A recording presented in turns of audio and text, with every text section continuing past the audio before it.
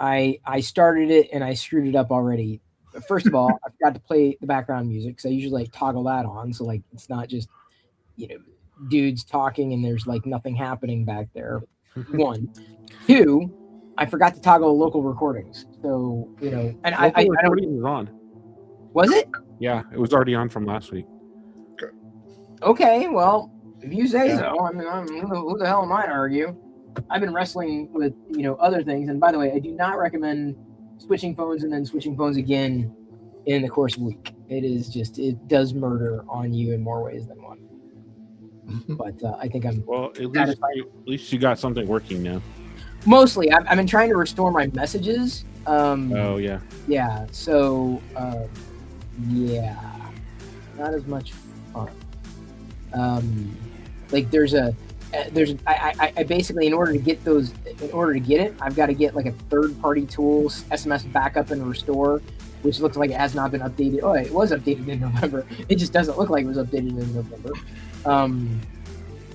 So I'm basically looking into getting things from like point A to point B, because otherwise I can't get the data.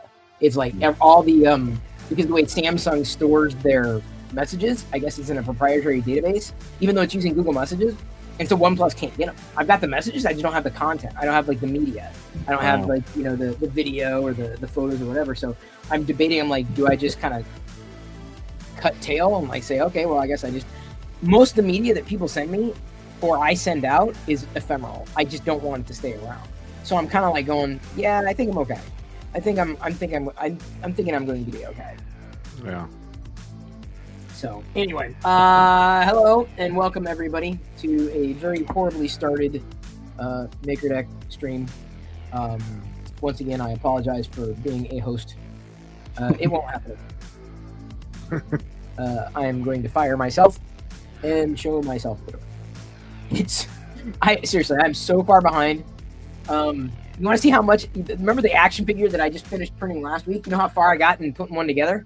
There's the head. That's okay. I got the head. There's blurry head, but that's it. I've got so as we talk, I'm going to do my best to put stuff together. Yeah, at least put one of these characters together so I can say, okay, progress. Well, I can go first since I didn't print a whole lot too, but I did print your. Oh yeah, that turned out. Why not use your own logo, dude? Well, I just wanted to try it out, so I just tried it out.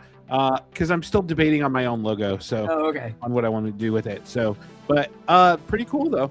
Yeah, turned out pretty well. It's an ASCII art to yeah. It's a SVG to ASCII art converter, another one of those tools that I put in the browser. And it embeds the that's not on top. What Matt was showing you, those characters are not on top. They're actually baked in, so they can't fleck off. Yeah. So I was having problems when I was testing it. Those little characters just bing! I'm like, okay, I got to figure out another game plan because this is not going to work. And it works. You can put the SPG logo on there. Print it face down. Yeah.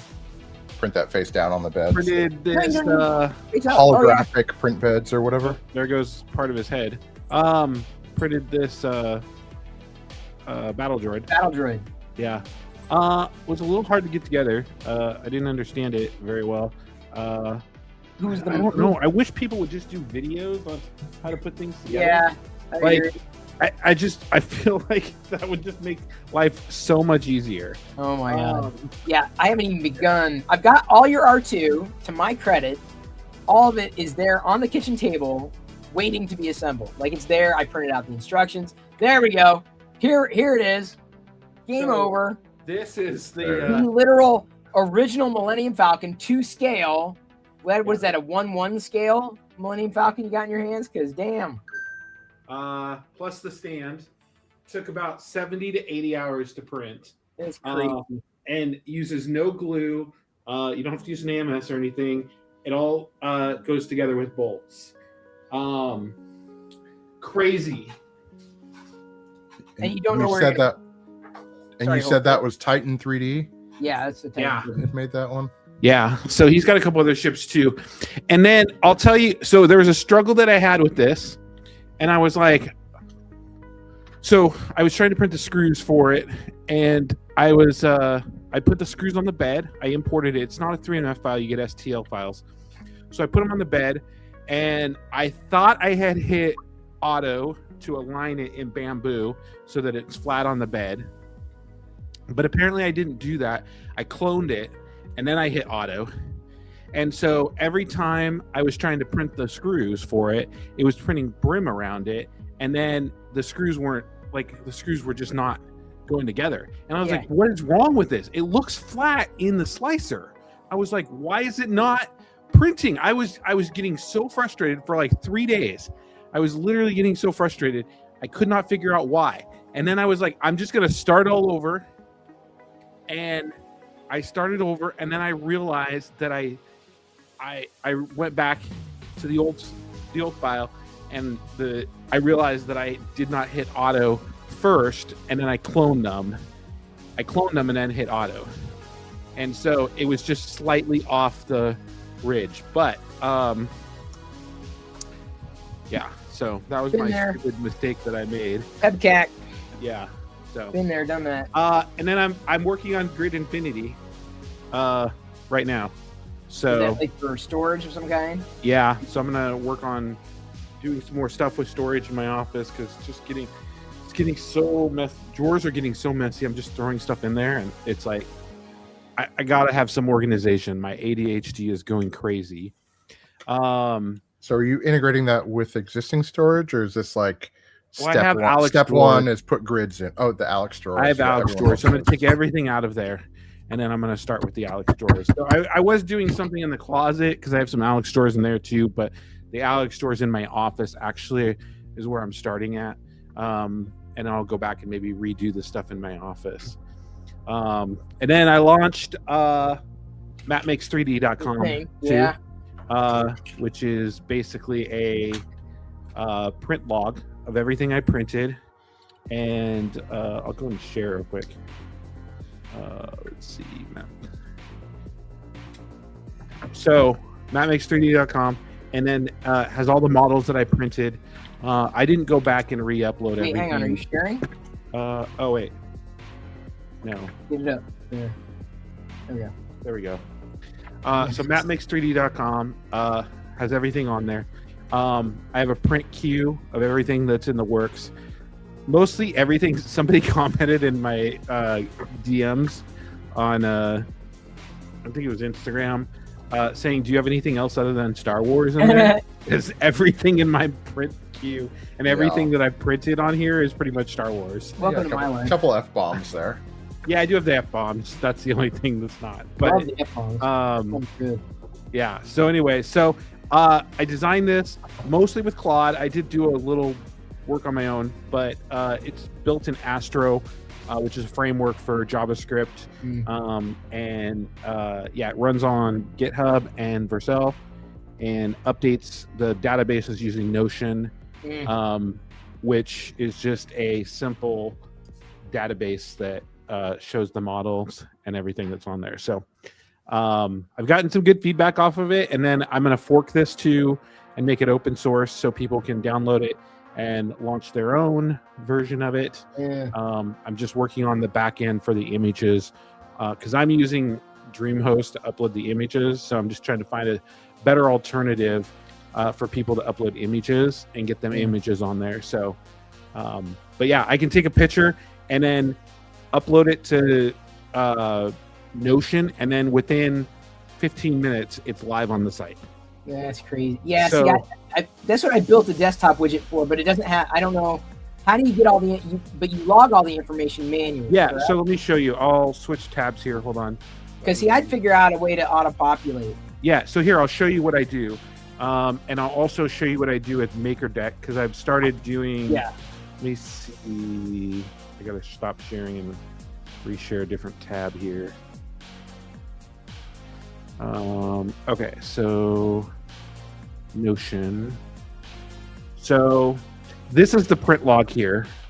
Okay. Let me add that back. So this is the print log here.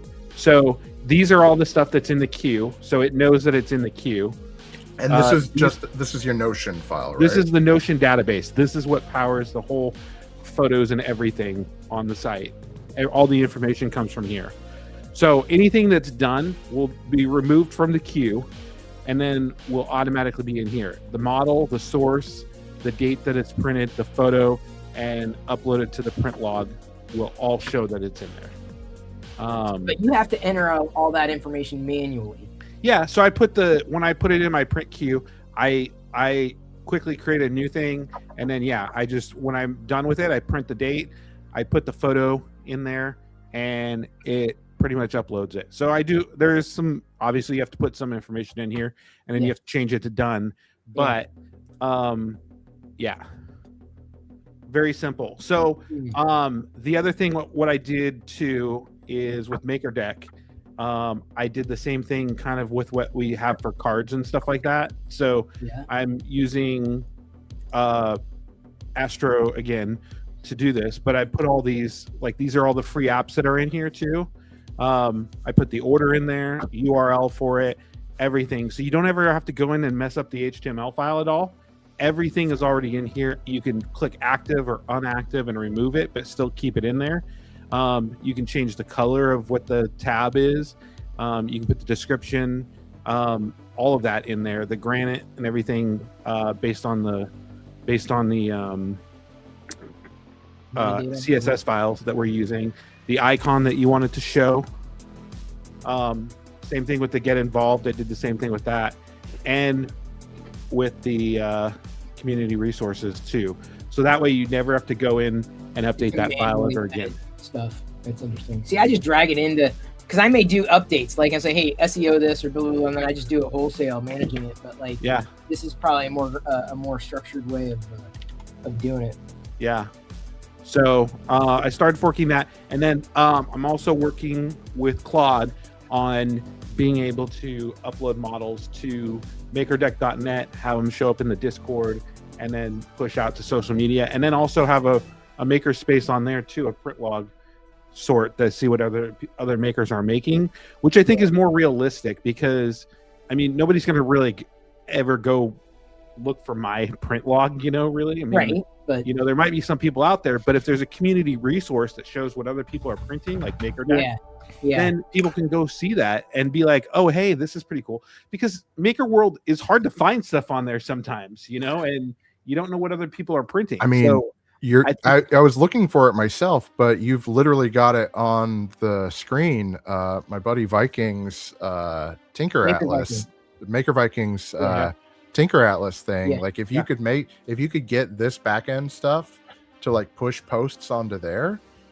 like then he's already got the site to share for the community he's trying to build. Yeah. I mean, all that is an API endpoint. All you need is an API. You can publish here, there, or wherever. Just like publishing, for example, Matt's talking about being able to publish our MakerDeck's Twitter, Facebook, all the socials. That's just another API endpoint.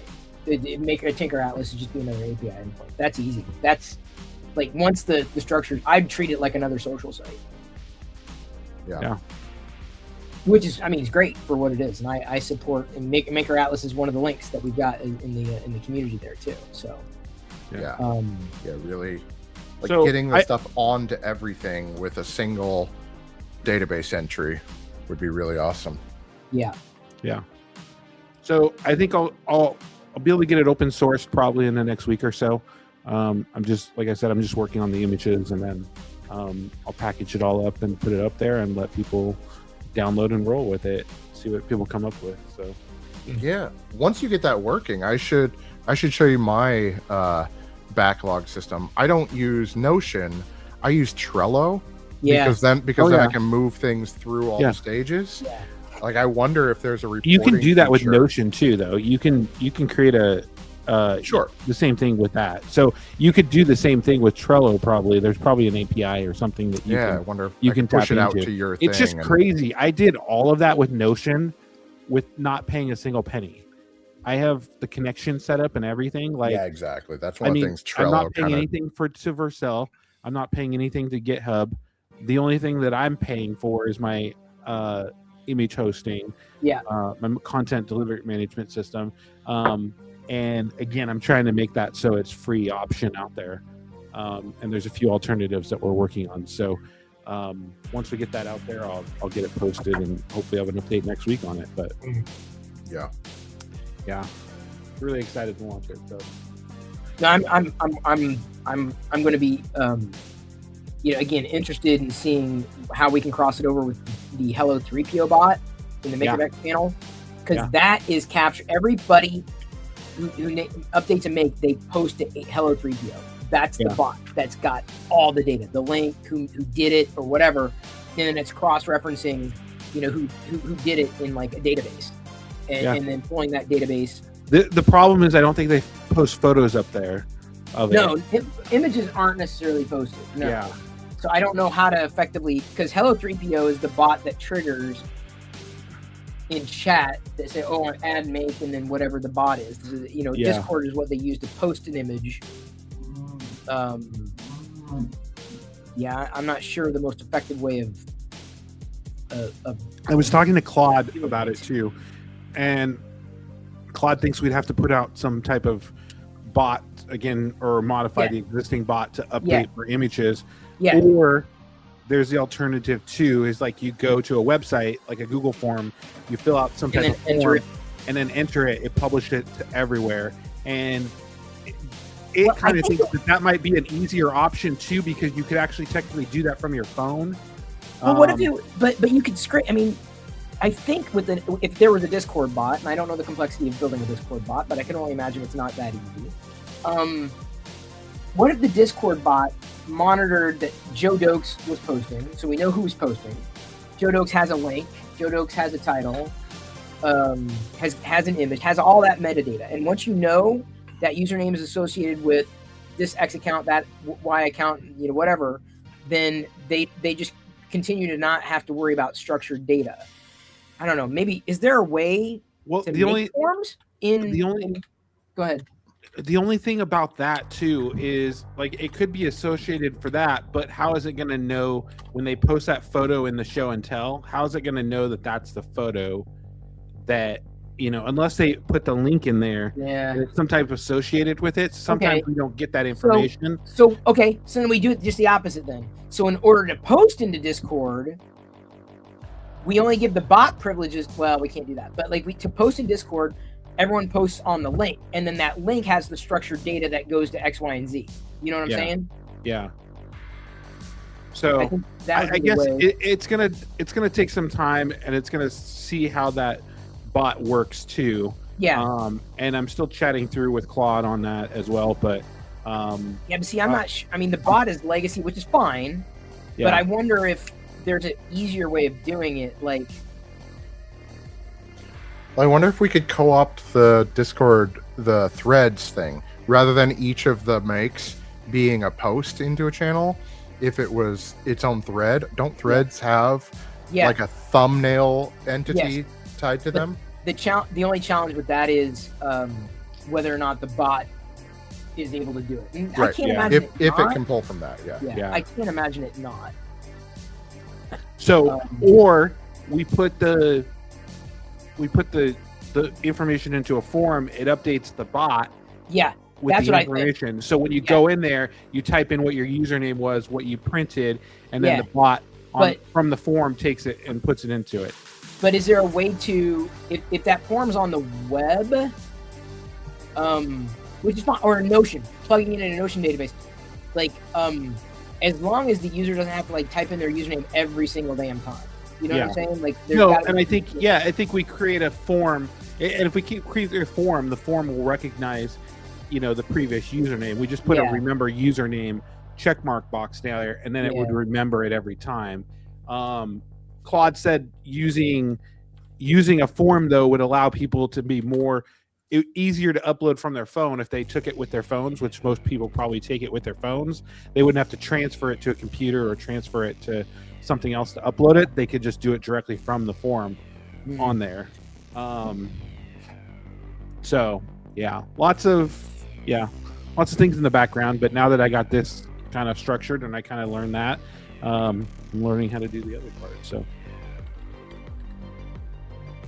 I mean, I think we can trip through it. I think then the process will be to use that form And the benefit of using that form is once we know like their X account, when they have their accounts like plugged in, then we basically give them auto promotion. That we make that promotion turnkey, and then I think that will drive people to use the form big time, because then they get promoted in social media. Yeah. So, that makes sense. Yeah, definitely. So, and then the only thing is that we've been talking through some of the APIs on how to share it with social media too. Yeah.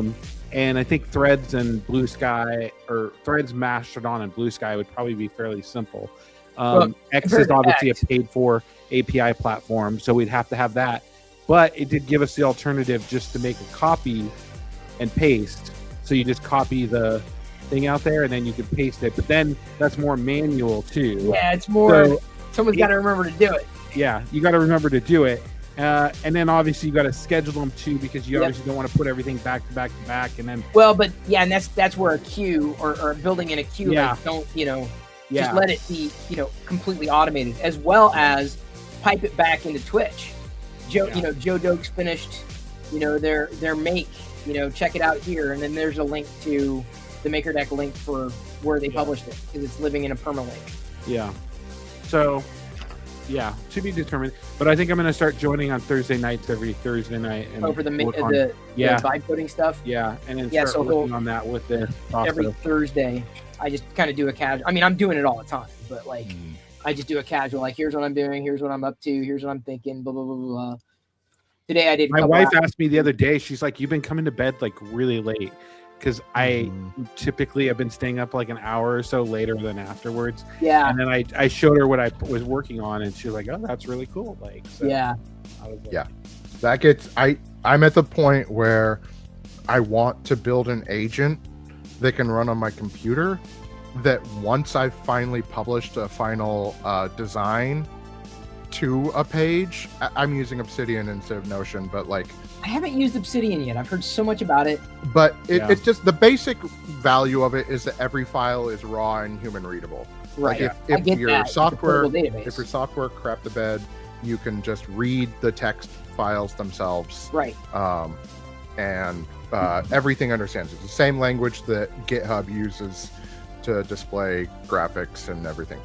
But I go back and forth with an agent that I'm using on my tablet or my phone, because I do want to come to bed. I want to not stay up at my computer at all hours.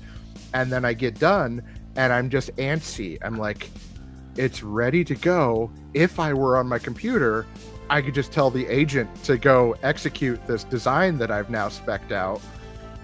And it just like, it makes me want to have an automated repository, same as what you're using for your website, but instead just be like, all right, the design is done, dump it into a folder, anything that is in this folder, just start agentically executing on this design. Yeah. Well, and that's partially what I did with mattmakes3d.com, and I'm doing with MakerDeck.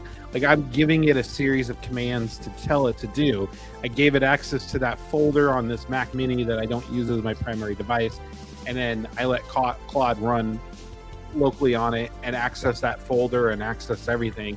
And then I can go do other things while it's working on that. And then it sends me a notification when it's done. And I go back in there and look at it. So, yeah. I don't run anything locally like that. I'm just not. I'm a little. You're a web guy. You're a web. Yeah, I'm a web guy. And I'm still nervous about the whole Claude co-work on the desktop thing. Yeah. Yeah. I'm only doing it because I'm doing it on a separate Mac Mini. That's not my primary device. That doesn't have access to my primary accounts and all of that. Which is good. Yeah. So. Yeah. Which is what a lot of people are doing too. I mean, I saw somebody, go into Best Buy trying to buy a Mac Mini, and they don't have any Mac Minis left because everybody are buying them and running, Claude code on it, Claude co-work on it. So it's crazy. That's so funny though, how it just kind of exploded. Yeah. I'm interested to see Apple's next earnings call to see if they had an increase Mac on Mac Minis and everything, because they're hard to find even on Amazon, and then even on eBay too. Like, I looked on some eBay for some used ones too, and they're hard to find or they're really expensive. That's funny. I got mine for free basically, so which is funny. Yeah. Yeah, crazy though. Okay, so I mean, I've been printing stuff. I'm putting my characters together, but I realized none of the hair turned out, so I can't show you again this week. But like the rebel pilot guy, I got to get the hair. Just I need to redo it with better supports.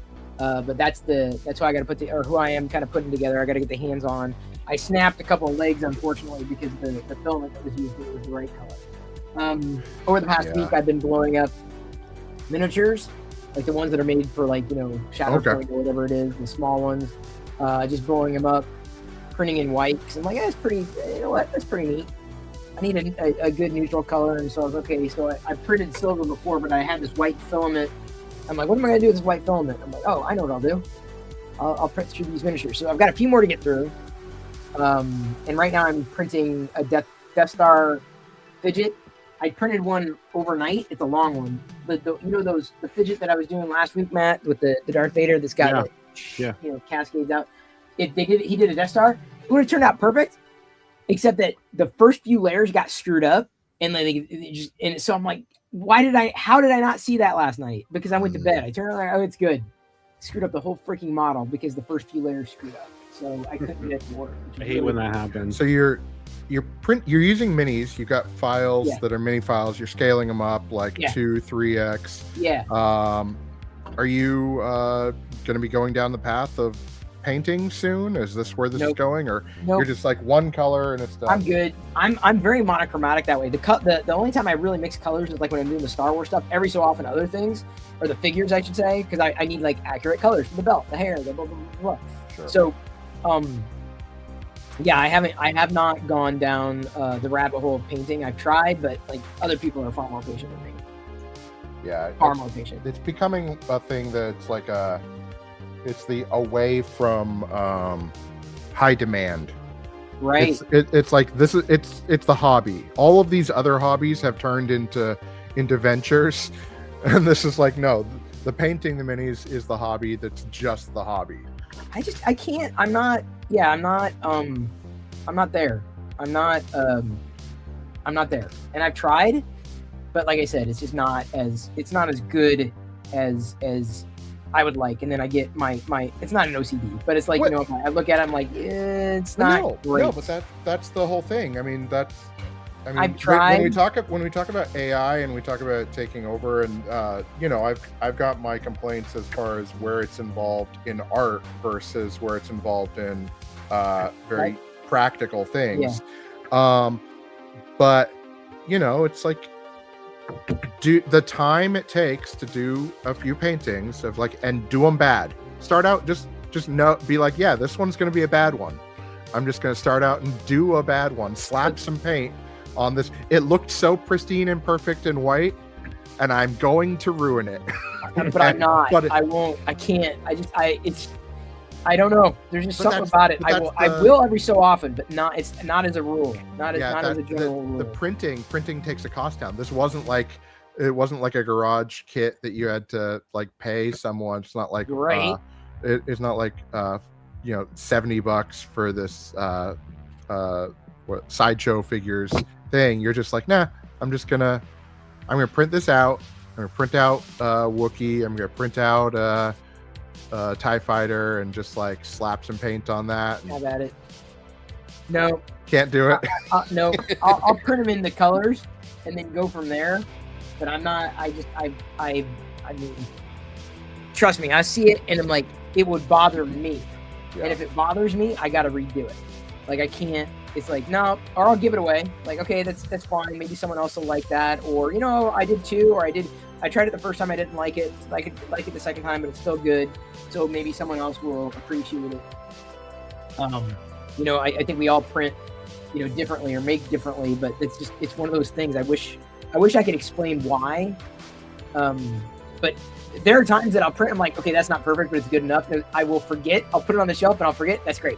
If I forget that I screwed it up in some way, so as long as I don't think about it, even when I screw it up, it's good.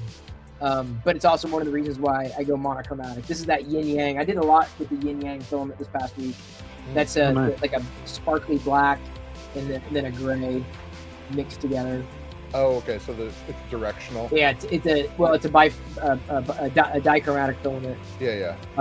So like mostly black on the back and then gray in the front. The way this was rotated, but it was a nice one. That was a good one. It's a Death Trooper. I took it off its stand.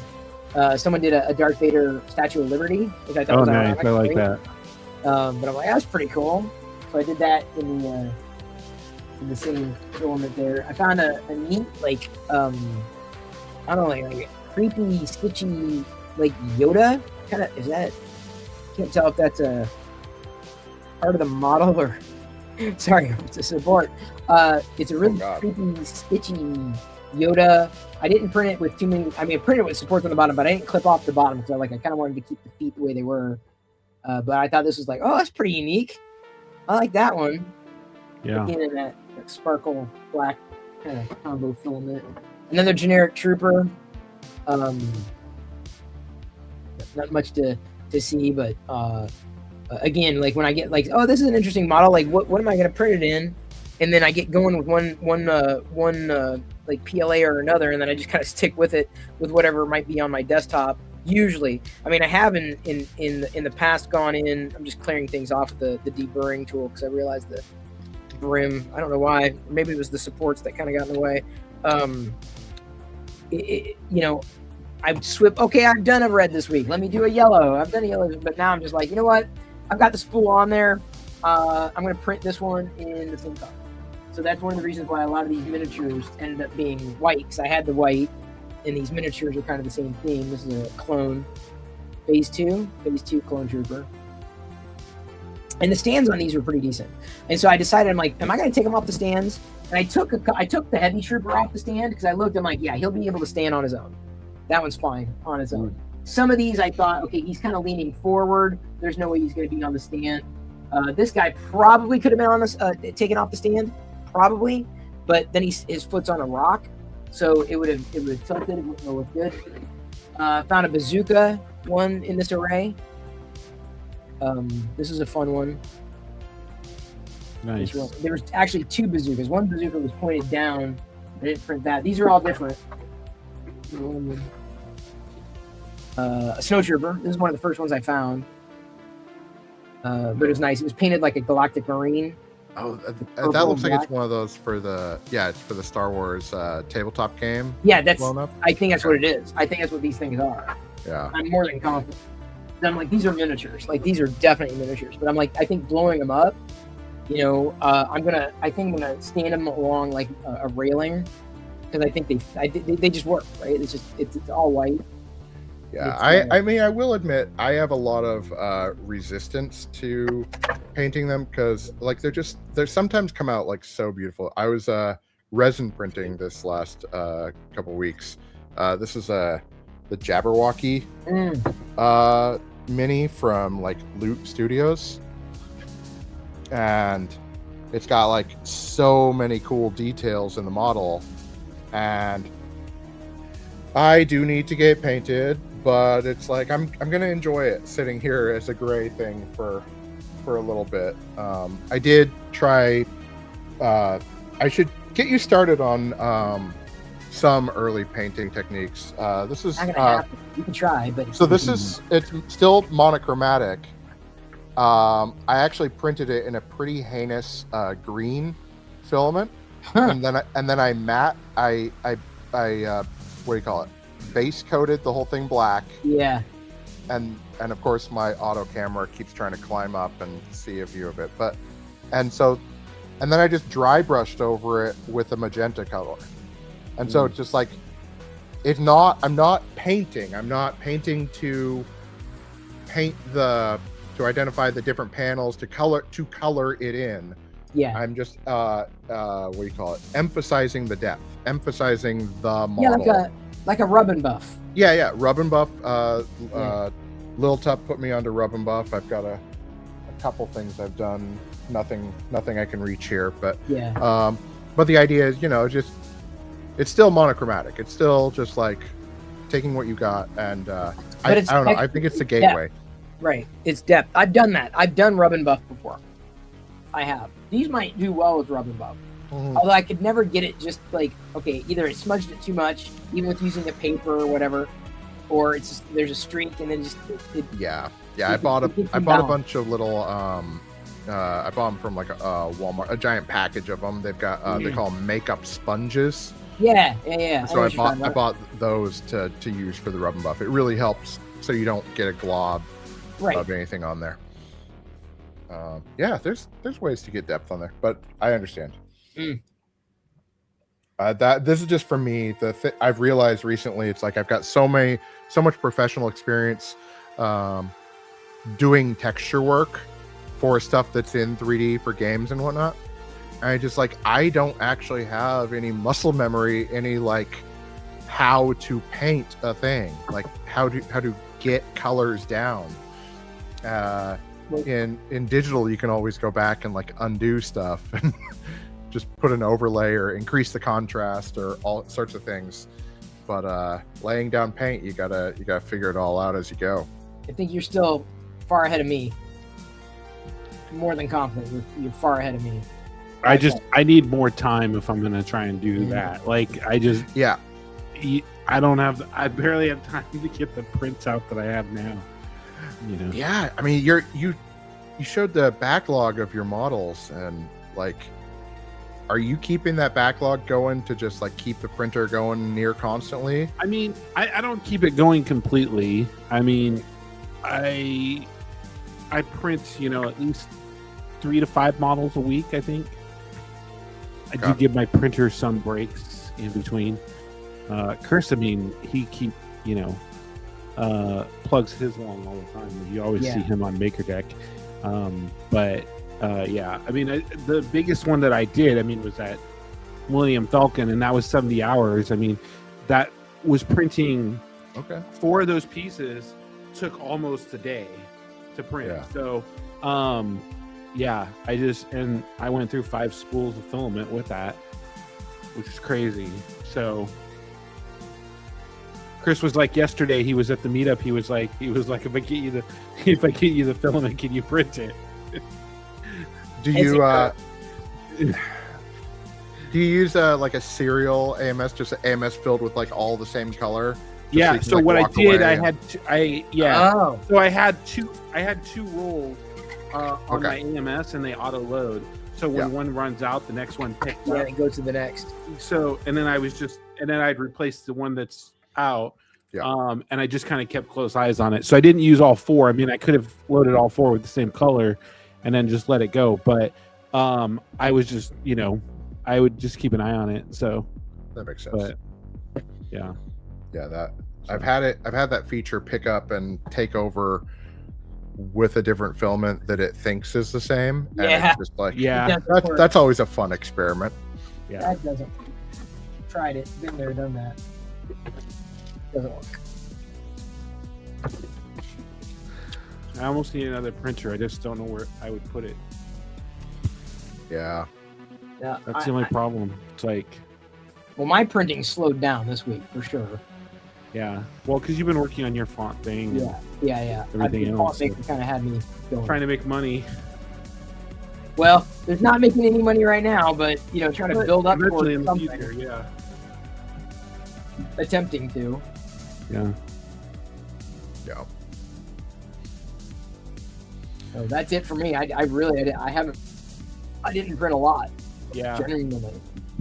Well, and I printed that. I've been working on, like, for the last 2 weeks, I've been working on that. It's just funny. Like, I'm doing this now. Yeah, it's crazy. So yeah, it can take up all of that time. The model I printed and the stuff I've currently got printing is they're things that I wanted to have, but it's more like getting up to speed with changing out the nozzle. This is the first time I've changed out to a 0.2 millimeter nozzle on my X1, and getting that sort of in place, and I don't know, figuring out the new hurdles there has been the activity. Yeah. It's fun to get a new flow, but it's also frustrating because it's like, oh, shit's broken. Like, it's not as easy as it seems like it should be. It's not just swap and go. Yeah. The couple things I noticed were I don't know if you've run into this at all, but all of those prints that people have shared on MakerWorld, when they share their profile, I can tell you this from having uploaded them, you're required to like have your printer configured in the very like default way. You can't have like a custom config on your printer before you upload. Yeah. And then you have to just print with a standard slicer profile and upload that. But that means that if people don't have printers with 2mm or the 0.2mm nozzles, they're not going to be able to share profiles. So now, like 90% of the files that are up there on MakerWorld, I'm like, oh, I'll just pull this and send it to the printer. I'm like, nope, it's not sliced for that nozzle. You got to go on and slice it yourself. That was my thought. Is I think that we should make an automation that like does that. I just want to at least do it for myself. Like so I have a slicer profile that I have as a preferential slicer profile, right? Yeah. For this nozzle, I want to be. My thought of a automation is look at my collection, my main. MakerWorld has that main one, like things to print. Is like your default one. Yeah. I want to make an automation that looks at that collection,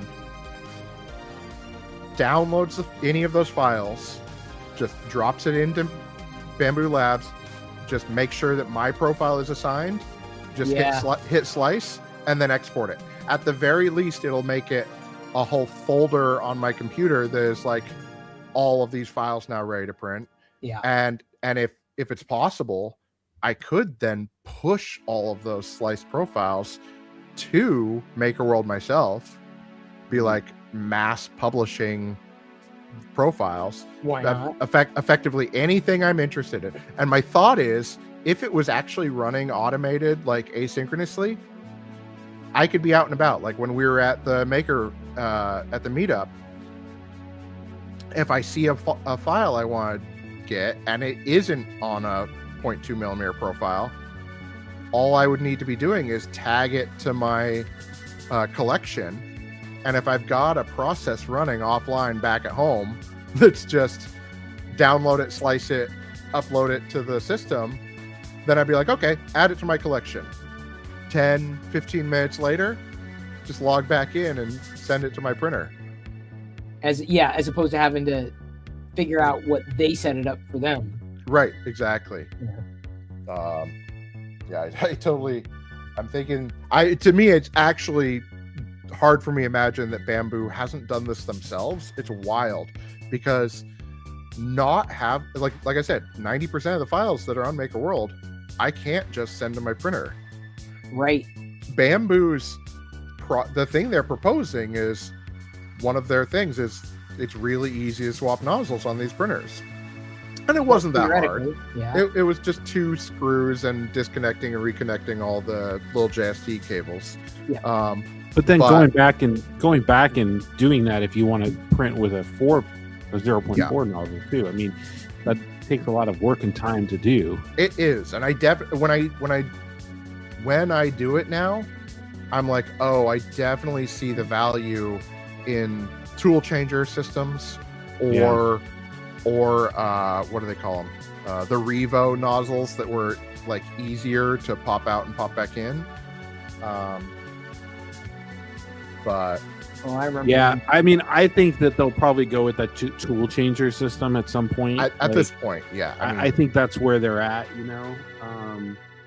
I mean, that's what I would do if I had whatever the Prusa one or the new XL.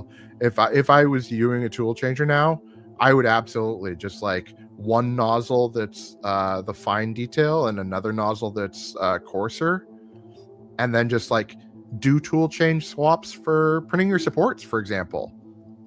or anything structural. It's just like the same way you map colors for head swaps, you could map just different tool changes for the different functions of how it's printing. Yeah, I see that happening. Because that's actually one of the things in the print profile that I'm using. Like I said, I don't know if I said since we started recording, but I was doing resin to FDM, and that's one of the things to speed up the print is you print the supports at like double the layer height that you're printing the rest of the detailed model. And so effectively it's every other layer is when it deposits into the supports. But why would you do that? For speed.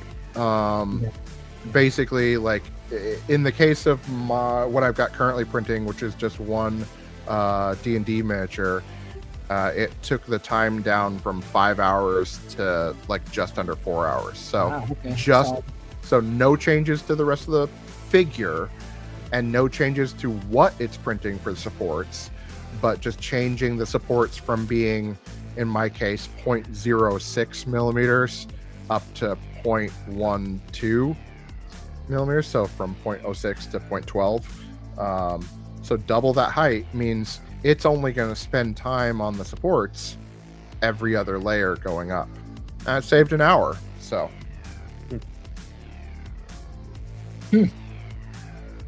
yeah, always looking for those kind of things. Yeah, but I'm not sure if it's as easy to do. It might be a default setting in the supports, but the plugin I'm using to take a bunch of my old resin files. I think a lot of those tabletop minis that you've been playing with might have originally been made for resin printers, but you blow it up 3x, it's perfect on FDM. Yeah. But the plugin I'm using takes pre-supported models and it splits the supports and the model into being separate geometry, so that then when you take it into your slicer, you can say, do all the slow, careful printing movement for the figure, but for the supports, go faster, skip layers, do all the speed optimizations. Yeah, that makes sense. And it's really because once you start dialing in those higher quality things that you want the print to have, if you apply those same settings to your supports, like I've got it going. I've slowed down my default X1 speeds are like 70 millimeters a second, but I've got my default printing for minis down below 30. I'm just slow and careful. Get it done once, get it done right. But the supports go hog wild on it. I will say I've started printing my stuff at slower speeds. I feel like sometimes I get better quality out of it. Yep. And then also I get more content out of it on MakerDeck too. Yeah, that's right. I'm running through the middle of the night, I'll slow it down to 50% and I'll be like, okay, I'm getting some good quality here and I'm getting good content for MakerDeck. I'm usually like 50%. That's my go-to. Yeah, that's what I do in the middle of the night. Do you ever? And I get do that instead of 2 hours, I get 4 hours out of it. So yeah. Do you do that directly on the printer or the setting? Do it on the printer. Yeah. Yeah. Don't do the ludicrous speed. Chris taught me that. I think he told me that he slows down some of his prints. Yeah. And I was like, oh, I'm going to slow down this print and then give it some more time. And then I pulled it off and I was like, man, the quality is actually a little bit better. It's a little bit better. Yeah. Bamboo's a weird company. They sold everybody on their products. They've done a good job. But part of what they were pitching everybody on, all of us who had grown up on Prusas or Creality or or those older systems, they were pitching on their speed, and their speed is good. But then if you slow it down to the speeds we were getting previously, you also get much better quality. And I don't know, I think so many engineering focused 3D print people love the prospect of the speed, and I'm just kind of learning how to slow down and get better quality from it. Did anybody see that Creality released a like A1 type style printer that looks almost identical to the Bamboo A1? That's funny.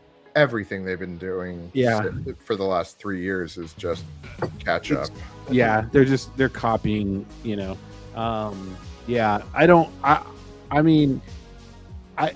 I like Bamboo because it's so out of the box, and I rarely have a print that fails. Yeah, it's so easy, and if I do have a print that fails, it's usually my fault. But it's just so easy to do. It's simple, and that's what I need. Yeah. I mean, it's ironic because I don't know, Chris. I feel like 5 years ago I would have said like 3D printing, the hobby was tinkering with the machine and learning all the stuff, and there's stuff that we know that people coming up now just aren't gonna have any clue about. Like I know what the Marlin firmware looks like. I've gone through the lines of it, but like there's no reason for that anymore. Like these, I mean, I agree. I really love their hardware side. I've got my problems with the software side of what Bamboo does on their cloud and with the tools that they push and how they monetize stuff. But the machines, nothing but recommendations for their machines. Yeah, it's crazy. And I was one of those people. I wanted to be the tinkerer in it, and that's why I bought an Elegoo, because I was like, oh, I could do some more. You know, Clipper runs on it. You can do some more custom firmware on there. And then I got it, and I was like, I just don't have time for this. No. It's too much stress. It doesn't have auto bed leveling. No, good. I was like, stop tinkering with the tool. I know. I was like, and then Chris was telling me about, you know, Bamboo and how out of the box it is, and that's the way I should go. And I was like, okay, I'm sold on it. And then I waited for the price to come down, and then, you know, after Christmas they dropped it back down to like the $199 price or whatever, and $249 for the AMS, and I'm like, sold. Yeah, 100%. So I did it, and then now look at me, I've got an A1, and you know. Well, I mean, the thing is, now if you've got the machine working, that's your workhorse. Yeah. Now, if you do want to do the electronics tinkering, yeah, you can do like another go get some Raspberry Pis and some ESP32s. Yeah. And start actually tinkering with something that's like a thing that you can have as an end product, as an end thing. On the Titan 3D Falcon, somebody actually did on the back, you know, where the blue lights, I forget what they call it, the hyperdrive. Yeah. They actually put a light kit in there. Yeah. In that 3D modeling, and it lights up now. Yeah. I was like, that's crazy. Yeah. And you know, you see light kits in Lego sets all the time, you know, but putting it in a 3D model, like that's crazy. Well, and the real I don't know, can opener, the real like accessibility. So we got the printer. I could show you how to hook up an LED into that really easily. I've got a handful of little like ESP32s. Right here, but you know who really is showing me how to do it? I'm just AI knows how to use these chips. Yep. And so it's like I've got an go with stuff same as the printer mentality. Go with the mainstream chip like an ESP32, and the libraries that are on the AI backend, they know how to write code for those chips. And you just be like, I want to run an LED. I want an LED to play a going to light speed sound and to light up with a bunch of blue lights. And it'll spit out the script that you just push to the chip in no time. And I'm just like, oh, it's so ridiculous how accessible it is now. It's not too. I mean, you're basically it's vibe coding for sure. Exactly. I mean, it's not any different. It's just you're doing it to hardware. I haven't done it to hardware. I've just emulated hardware, or like did a software version of something. But I haven't actually like tweaked with any hardware per se. Do you have any Raspberry Pis or anything running I'm not Python? A hardware guy. I'm a software guy. I'm not a hardware guy. So I'm a DI buyer, not a DI wire. I wasn't, but I've got a couple of projects that I've been working on. But I made a picture frame. My D&D group has a running tally of quotes that we've recorded that both in context and when taken out of context are absolutely appalling. And we kept it running for a campaign that ran several years. And so we had a full party kill back in the fall. And I thought, okay, for Christmas, I'm going to get everybody a picture frame that just displays these quotes. So everybody has these terrible, terrible things we've been saying for years that they can hang up in their office or whatever. And all it took was a Raspberry Pi pulling a picture frame thing. And I just told it, I'm like, there was already a project someone had made that was displaying the pictures. And I'm like, I want to display text over these pictures. I want to be able to control the font and control the layout of the text. But, and all I did was I had the Raspberry Pi running, connected to the wall right behind me, and connected over the network. And this exact same thing, I'm not a hardware guy, but because I could tell the AI that this folder was on my network and it could write Python directly into that folder, I was able to just like do customizations and fixes. I literally got my picture frame software is better than the project I pulled down. So like, here's an example of where I would turn to software instead of hardware right there. And I just pasted it in the chat. The Flapatron, whatever. Flapatron. Flippy. Flipatron. It's like one of those Solari boards. Oh, yeah. Noisy. Yeah. I've been wanting one of these. Yeah, exactly. So it's like, oh, dude, that'd be so cool. I'm like, yeah, but then where am I going to put it? Am I really going to lay it? Like, let me see if I can do it in software instead. And so I did. So it's a software Solari board. Okay. I've got my headphones in. Does it make the noise? It does. You'll hear it. Okay. And I can't hear it. I even made mine so that it parses RSS feeds. So it's a feed reader too. Okay. So like my inclination is to look at something and go, can I make this skeuomorphic? Rather than going, can I give the hardware? I'm like, well, why don't I just make the software, that could run anywhere. Everything is web-based, right? And I'd say that 9 times out of 10, I'm able to get to what I, want to get to. Sometimes I can be pretty particular. Other times not so much, but yeah. So that was my inclination is to go skeuomorphic rather than tinker with the hardware. Well, now that I can do it, I'm like, I'm just gonna make it software. I'll just make it a web app so that I can use it here, there, or whatever. I did a dot matrix printer the other day. That turned out pretty well. It prints ASCII art and news. It's a feed reader. It's a regular, has the sounds. Well, not exactly perfect sounds, but like enough that you can tell it's like a mechanical kind of whir. Even hums in the background so well that the guy I sent it to, Retro Tech or Die, because he kind of inspired it.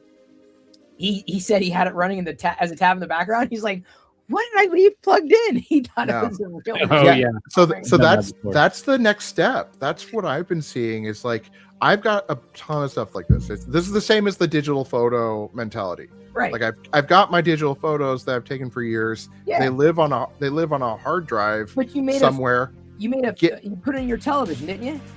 I've got the frame next to me, but like put them up. Put them in this Flipatron thing. Yeah. Like it's amazing as a tab. Now picture it just as a single dedicated TV I did it. Trust me, I did it. That's why I built it. And that's what I was asking, Matt, if you could run that on a machine and like refresh it once a day or whatever, and then put it into the feed, because then it's like it's a constant like update of news, because it's got a feed reader with defined feeds that can, of course, be adjusted. Well, I mean, couldn't we do that with the 3PO bot? Like, not Flipatron. I mean, I don't think, because there's no StreamYard doesn't have an API. If we were to use StreamYard like mechanically, it would have to be a Claude bot doing one thing or another. Like, it's not. There's no direct way of doing it. Interesting. Yeah. So I think when I think about a device like this running, you think that the front end of it, the interface of it needs to be easy. So you're saying it can point to an RSS feed. That's fine. I would want it to point to something closer to like what Matt was running with a Notion page. Naturally. Just like it either it just pulls from a line or an entry, like you've got your database. It pulls from a spreadsheet and just like a line in the spreadsheet every app. That's what I would want. Is like every 15 minutes. Pull from a new random. And that was the thing. Is like, well, if I don't have enough data, like I need something that's going to have data. So like, RSS feeds, so I can watch RSS feeds for a little while and then refresh every X minutes because they'll have new feed items in there. So the concept behind using it as a feed reader was specifically that. If I was just doing it for myself, I wouldn't update it enough. Like there's not anything that I would do that would necessitate that amount of pulling, and it would be the same information over and over again as opposed to remixing 15 different RSS feeds. So,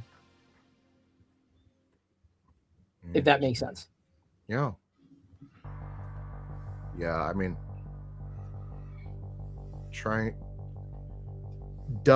is it compatible with a real one of these boards, or is it fully? Okay. It's all a web page. It's all emulation is the wrong word. It's a skeuomorphic design. Is what it is. It's skeuomorphic. So that's the easiest way to frame it. It's skeuomorphic. Yeah, it's interesting. So the reason that I personally was looking at these Flipatron, or is that what they're whatever? called? Well, I just called it Flipatron. I was just flappy update boards. Is actually something for me for like ADHD. Like if there was just an updated image, I don't necessarily key in that an image is updated. But the Clacky, like it's almost like it announces itself. Yep. It's like, it's time for a new update, and you look up and you're like, what's it gonna say? And you could just have it be like the quote of the day, or you could have it be like your next meeting. You're like you got to get ready for the stream that's starting in 10 minutes. I always want this stuff to hook into everything. But this with the speaker on it, just dialed straight into this website, or do you have a separate version that you made that you're using? It's a one size fits all. That's the latest version of it. It's just you view source and you've got the app. There's no dependencies. People have used it and they've kept my Google Analytics code in there. So I'm like, why the fuck am I getting? It's because someone's using my Google Analytics code. They didn't strip it out. That's funny. I don't know. They're just like, I'm just going to upload this to the website. So which is funny, but it also sucks. Like, and I know there's a way in Google Analytics to minimize that. I just don't. It's hard to. I can't navigate Google Analytics very well. I'm not an expert. It's a very complicated web app. Analytics, I know. It used to be so perfect. It used to be so easy, and now it's just it's like so complicated because they built in so many. I mean, you can do. It's very powerful. Yeah. But it's very confusing. I'm looking at Vercel because Vercel has analytics. That they can run on it. So I'm looking at using that versus Google Analytics because it's just so complicated to understand. Well, at one point in the future, when I'm on like a dedicated whatever, like then I consider like nuking the Google stuff. I'm not there. I mean, it's like, and I don't even know I have it there just for legacy. Like, okay, well, it's tracking. But I'd rather not. I'd rather have it I'd rather have a very beautiful, easy to use, easy to see. But I'm not on a web. I'm just using a friend's web host. He's like he pays like what $50 a year or whatever. I'm like, well, most of my things are paltry. Like my needs are paltry. But then Font Crafter like hit hacker news, and then And then suddenly, all the so I didn't have caching turned on Cloudflare because I was like, it's not a big deal. All the images on that index page were PNG files. So like it was massive. Every page load was massive bandwidth. And so I of course this happened. So they shut down like overnight, like Saturday to Sunday. They shut down the site. Like, sorry, like, contact the web host or whatever. So when it came back online, I'm like, okay, here's what I'm going to do. We're going to turn on caching, got all that working, had to mitigate a couple other things, learned that there was an SEO problem, which, I'm glad I found out about. So I set up those redirects properly. And then went through and programmatically, I downloaded all the PNG files and basically rejiggered them to WebP. So I turned them all to WebP files. And so then I uploaded that created an app. I said, I need an app that turns PNG files en masse into WebP. I need to go into WebP. And so I created the Pixelmeld app. So I used it for me, but then I'm like, other people might be able to use this, And that's how I start thinking about these tools, like, I think this is interesting. I need to use it. I wonder if other people do too. And that's where I uploaded to the arcade. Because I'm like, I'm not going to launch a website for this shit, necessarily. The font is going to get a website I've got a couple of tools that I've built, and I've got to keep iterating, like certificate makers and not label makers, but different makers that people use and they search for. Like what I'm working on now is that single file. I mean, I'm having a problem because I don't understand this need as much as others do. Someone was asking on Reddit, like, for a skeleton, something to use for skeletons. So I'm like, I understand the concept of doing, we were talking about, like a single line, regular font versus single line, but I don't understand the problem. I just know that certain people will use these tools. So I'm basically now going through the process of trying to create an easier way of taking a glyph. So these are the handwriting glyphs, created in Font Crafter, to the single line, entities, right? And so I feel like I'm getting there, but like it's not like the first one. The first one I thought was great. Still have all these little arms and legs. So I'm like, I'm doing my best to explain it because I don't know the problem. I don't understand the problem. I've never done. I don't have a CNC, machine, a laser engrave. I have none of that, right?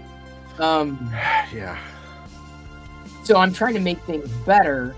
Like, it's interesting because it's like, okay, I'm trying to make it, and the way I'm doing it, the way what's up there now, because I uploaded, I'm like, hey, this is done, this is good. Like, that's the beautiful thing. So like that icon that I have on my desktop, like I just drag, like today, I created like a part of my, oh crap, I just gamed myself. Cheese and crackers, did I choose like medium hard? What the? Goaltending. Betting hosting a stream is probably changing the frame rate of the interaction. It could be. Yeah, you're probably not seeing it full frame rate. It's running at 60 or 60 plus. Okay. Are you red anyway, or in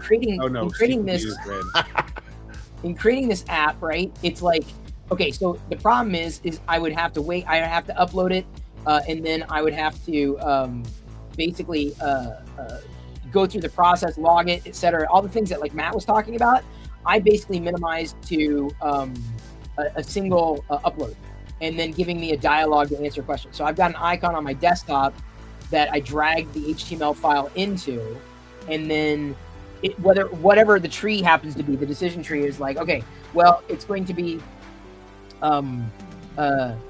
this is a new file, therefore it hasn't been uploaded to the index, therefore I need to add it to the index, therefore I need to edit these files, grab this file, update this, push this, do this, and or it doesn't have an image. Okay, before it's published, I need to ask for the image. So then it gives me a dialogue. Okay, do you want an image or not? I'm like, yeah, I want an image. So when it gives me an image, drag an image in, it converts it to WebP. I crop it to the standard OG media format for like social embedding, so it's all perfect. And then I'm basically done. And it turns, and I'm done. I drag and drop basically a screenshot and the web link in there, and I'm done. Otherwise, this would go in a folder and wait there for like weeks. So I'm like, it's just a pain in the ass to do. I got to download this. I got to check this. Even when I write a script for it, I had a script and the script was fine. There was no problem with the script. It was just still tedious. I would still build up to like, okay, but then I've actually got to do it. And then I got to copy this and copy that and rewrite this and do this and do that. And I was just like, you know what? I need this to be so, I told Claude, I'm like, it's kind of a pain in the ass. Here's my problem. I didn't know what I wanted. I said, I kind of want this. I think this is what I need. And we tripped through it, right? Up and until basically we came down to, it was originally like, I didn't want a window, didn't need a traditional GUI. I said, okay, like a something that runs in the menu. And ultimately I'm like, well, I'm just using the drop zone. So just put the menu in the drop zone. So like this icon is like, it's running Python, right? It's compiled dynamically. And so every time it would give me a Swift file, I would have to build on the command line. I'm like, oh, this is tedious. I'm like, isn't there a way to do this better?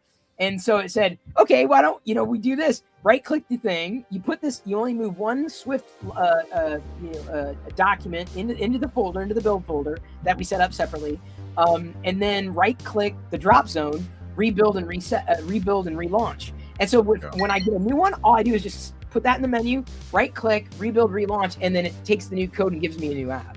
So I don't have to do the build and the command. So I've streamlined. It's just incredible to me. I'm like, it's no one else cares. No one's going to use that app. I mean, I need it. I need it because it saves so much time and so much hassle, in the process of getting things from point A to point B. So like, even when like Matt was talking about, updating Notion, et cetera, it makes sense from a centralized database front.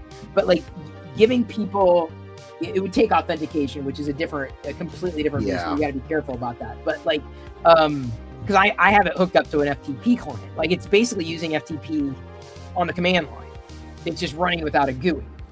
So it's a very specialized FTP utility. Like it's windowless. It's this little icon that's got the Rebel symbol on it. Like that's it. Sorry, I assumed you were building it and running it local. Are you running it to the local. FTP? That's a local utility. Yeah, it's a local. No, but the FTP connection is. Yeah, no, it runs dynamically. Like when you need to connect, it connects. It's an FTP connection when it needs it. It just works when it needs it. Yeah. Yeah, I don't have it running like and then whispering in the background. To keep it lives. Sorry, I was just gonna say there's a bug in your air hockey. When you quit or you end, you try to move the cursor. It's still controlling the cursor on the air hockey table. That was something I wrestled with. So wait, what? Okay, you're saying the bug, but I've got to try. I was wrestling with that too, but I wasn't sure. So when you go and it says CPU wins, so CPU wins, it gives me play again, medium, easy, hard. I can't select anything. I can't even go up to the refresh tab to refresh the page because it's controlling the air hockey table still. Yeah, you've got the focus is still within the. But I love that air hockey table. I've been sitting here playing it while you guys are. I was like, holy Give me a second. I can fix the bug. We have to relinquish. I'll show you. Control of the cursor when the game is over. Otherwise, user can't use cursor. It should also be anytime they. Well, but if you click out the window, tab out of it. Or you can't even click off the window though. And they have to be. The problem is, I was having an issue playing. You click escape. If you click escape, you can go back. Yes, clicking escape is the way to do it. Yeah, I would say. Yeah, so.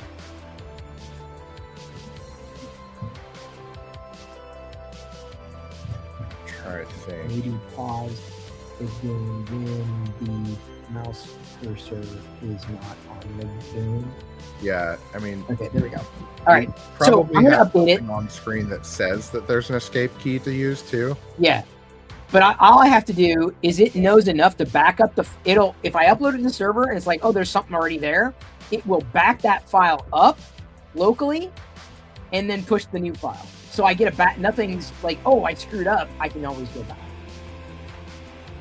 You know what I'm saying? Yeah, that's pretty cool. This is great. When I'm on this 2-hour meeting and I'm sitting here, air hockey here and play air hockey now, and it looks like I'm focused on the. I know. I'm working hard. I'll be like, yeah, I'm looking at the camera. I'm looking at the camera. Yeah, I'm paying attention, and really intense. I'm tapping on my keyboard. I mean, I gotta keep the emotions out of it when I lose. Exactly. I haven't won yet. Damn it! Are you on what's going on? I was on medium, but I I was 1 point away from winning, and then I have to nerf it a bit. We were tied, and then medium is way too hard. There we go. Remove all, request pointer lock, hide cursor, auto pause when mouse leaves the canvas, auto resume when mouse re-enters. On game over title scheme, always show normal cursor. Remove the now pointless pointer lock exchange or lock change listener. So I'm going to update it, but instead of using the FTP and overriding, I now have automated backups when I upload to FTP. So Chris, even if you're not using Claude Code, are you using the desktop client of Claude, or are you using all web only? I'm not. Yeah, I'm not. I'm still not. I have no problem doing it.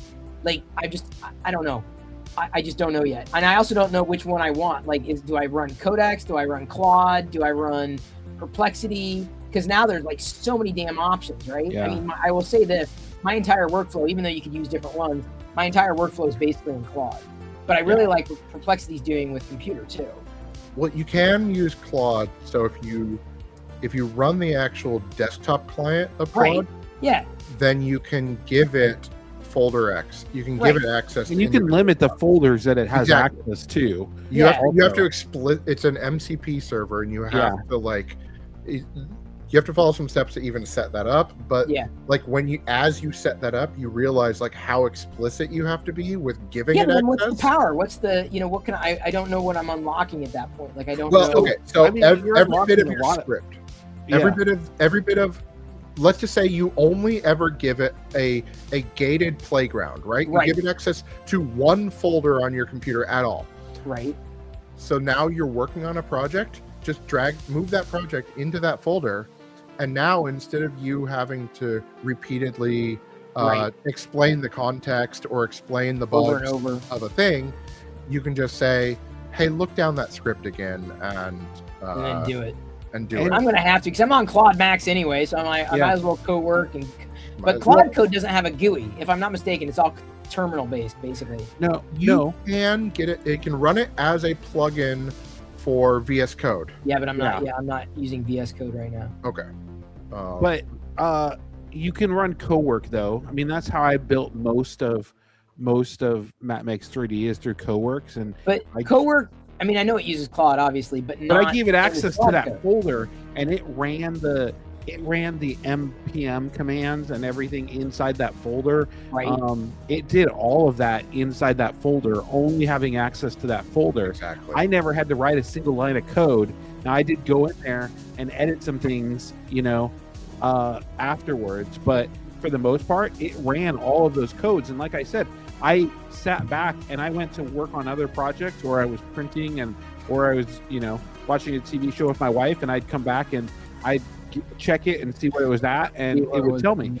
You can even, and I've got skills do this, but you can even ask it, request it to edit the file, and it'll tell you what it wants to edit the file with, and you can approve or deny that change. Yeah. So I've gone so far as to giving it access to my Google Calendar, and I just drop a date in there and a time in the chat, and it updates my Google Calendar for me, and it knows the list of events that I want them to be titled. So doctor's appointments, it knows how to title them so that my calendar is clean and easy. It knows that to schedule, if my appointment is at 7:30, it knows to schedule it 10 minutes ahead of time, so that way I'm always early and I'm not late. And you said that. And bake that time in, and it's amazing. Like my ADHD is so much better. I mean, that's I'm the not thing. Going crazy. Exactly. That's the thing. That's like, even in the debates where I'm dealing with other artists and stuff, and we're talking about like the evil merits of this, I'm like, I'm sorry. Like, what I have is an executive functioning disorder, and this is automating executive functioning. I mean, it's a thing I told my therapist years ago. I'm like, like, I liked working at a studio. I wish I could hire a boss whose priorities were all of my priorities. I wish I could hire somebody that I pay, that I'm their boss, but their job is to just boss me around. Right. And it's just like, that's what it does with the calendar. You're like, yeah, just, I want to do this. They're like, well, you don't have time for that. Yeah. And I, like I said, I haven't I don't use the voice function of it either, but you can talk to Claude, you know, right. You and I were talking about, do you talk to your bot, do you talk to Claude? And I do. And I was telling Holt this last night. I was like, we were going through this process and I was trying to figure out why this code was failing all the time. And basically it fixed it. And I said, thank you. That worked. I was, it's crazy.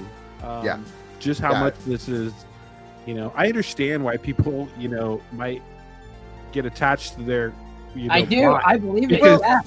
You feel it, I was like, I talk to it like it's a human sometimes. Yep. You say that, but I don't know if it's been published yet, but there's a new Hannah Fry involved documentary where she's actually interviewing people about actual the attachment disorders and things. Yeah. And it's like, I don't think they're talking about the same thing we're talking about. We're talking about saying thank you because it's just normal language that we would use. I mean, somebody, that could be the start of it, though. That could be the start of it, though. I mean, it just depends on. I'm talking about it managing my calendar too. That could just be the start of something, and then it could. So you have to draw clear boundaries. I feel like with it. But I think what we're talking about is an emotional attachment and see the inherent value the way you would see inherent value in a person. But there's a big jump then to being the people who are having no, I get it. I'm not but the question is if your wife calls and says come upstairs and you're like, hold on, I gotta finish this conversation with AI, then you might then you're in trouble. Then I'm in trouble. Better start sleeping on the couch. But look at what I can do. It's so amazing. I know. Yeah. It was crazy though. I don't know. It's amazing what we're creating. Yeah. With this. I mean, that air hockey table. Yep. I love air hockey. Do I have room for a damn air hockey table? No, I don't. That's cool. That is honestly cool. I mean, it works. Oh, by the way, do a hard refresh. It's updated. Yeah. So I saw you have Tetris on there too, but I love Tetris. Yeah, it's kind of not a fork, but it's not Tetris. I mean, I don't want to redo something that's been done. Yeah. I want to kind of what's my take? What's my spin?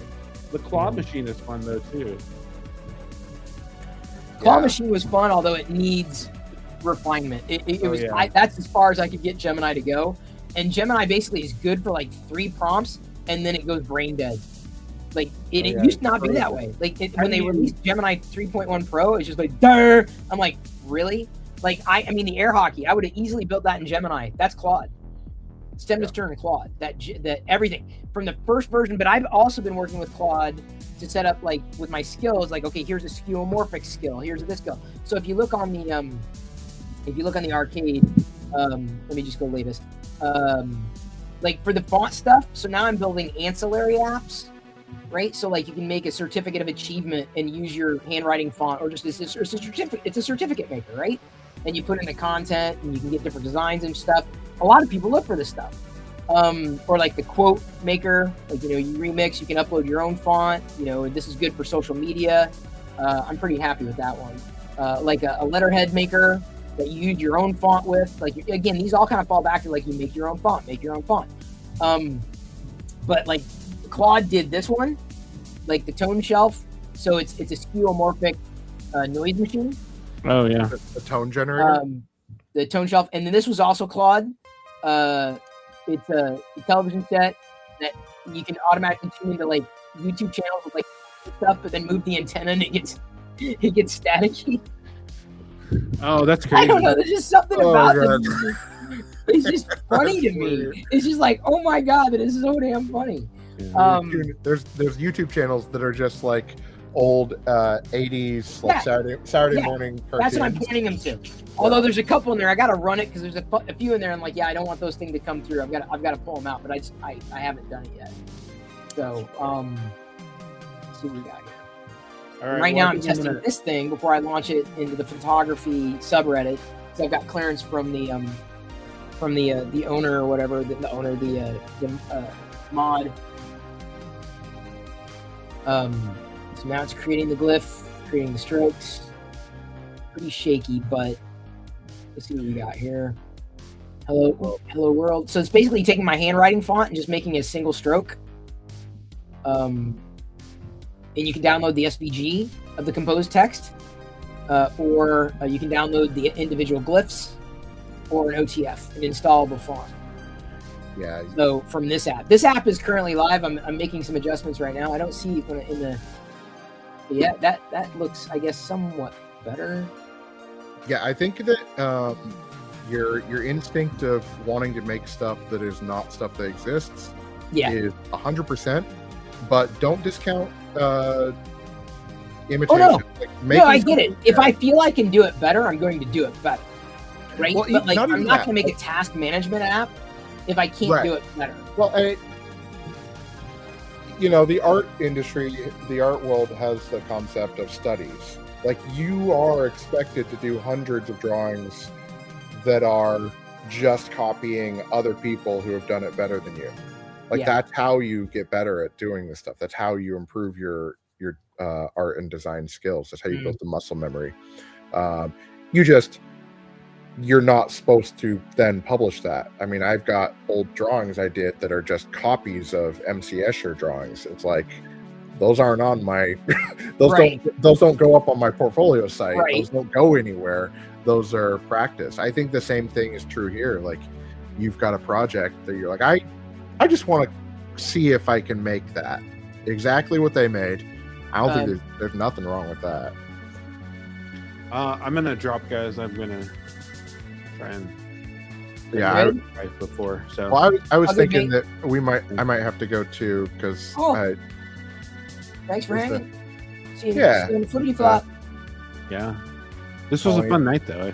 Yeah, no, I always like conversations wherever they go. Yeah. All right. Yeah. Back to coding. Okay. Yeah, I'm like, now I've got a checklist I made from our conversation.